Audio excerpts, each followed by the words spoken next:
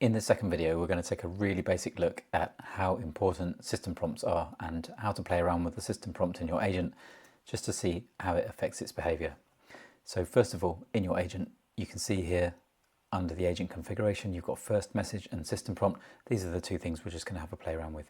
Now, what we're going to do today is extremely basic, but I just want you to understand that the performance of your voice agent, whether it be simple or complex, completely relies on the foundational ability to build a system prompt properly. Even a single word or a single line different in your system prompt in a complex agent can affect whether it works reliably or unreliably. So we're starting with the basics. So let's have a look at this. You can see here, I've just put in here as a first message, hello, how can I help you today? Our system prompt I've left on purpose as you are a helpful assistant. Try to answer the questions to the best of your ability. Let's give it a go. Hello, how can I help you today? Hi, I would like to book an appointment, please, for next week. I am sorry, I am not able to book appointments. I can only end the call. Is there anything else I can help you with? Well, maybe just end the call. There we go. We have an agent that can end the call. How useful is that? Not very. Okay, let's try improving it a little bit. So I've given it a little bit more of an opening line to tell us, and then I've told it that it's a professional medical receptionist, and I've given it a role to help patients book appointments, and also given it some guidelines about how to be formal and courteous. Whenever you make changes in your agent in ElevenLabs, you must always remember to hit the save button here, otherwise it won't make any difference. Let's see what these changes do. Thank you for calling London Advanced Medical Clinic. How may I assist you with booking an appointment today? Yes, I'd like to book an appointment for next week, please. Certainly. To book an appointment for you, could you please provide me with a few details? What's the full name of the... I'll stop that. We're not going to get into it because obviously it can't book an appointment because it doesn't have any tools, but we've told it that it can, and there's a fundamental issue there, right? You can see that whatever you tell the agent in the system prompt, it will think that it can do. That's something to bear in mind for later. Anyway, I'm going to show you one more, which is let's put some guardrails into this voice agent.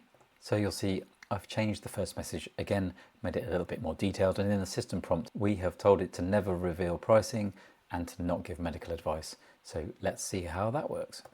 Save test agent, and remember when you're using this test interface, it's half price. You get twice as many credits as you would if you were calling it using Twilio. Welcome to London Advanced Medical Clinic. I'm excited to help you book your appointment today. How are you feeling? I've got a really bad headache. What should I take? I'm sorry to hear about your headache. Unfortunately, I can't provide any medical advice.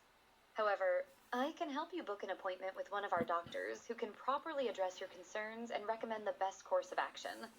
Would you like to schedule an appointment? Well, how much does that cost? I am unable to provide any pricing information.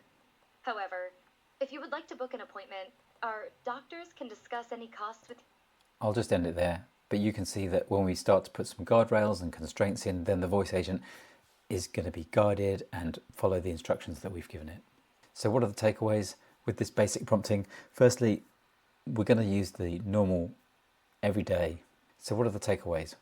The takeaways are that when we're prompting a voice agent, we must apply the very best rules and frameworks that we use when we're doing prompt engineering or writing prompts for anything. We've got to specify who the agent is and what the role is, define the tasks they should help with, and add limitations and guardrails. So what I want you to do is go away, play around with the agent, try creating your own prompts, see how they affect the behavior of your agent. Don't worry, you can't break it. He says, actually, I did once manage to break an ElevenLabs agent, but you're not going to break it doing this. And then follow for part 3, when we're going to go into more LLM model selection and how that affects the behavior of your agent.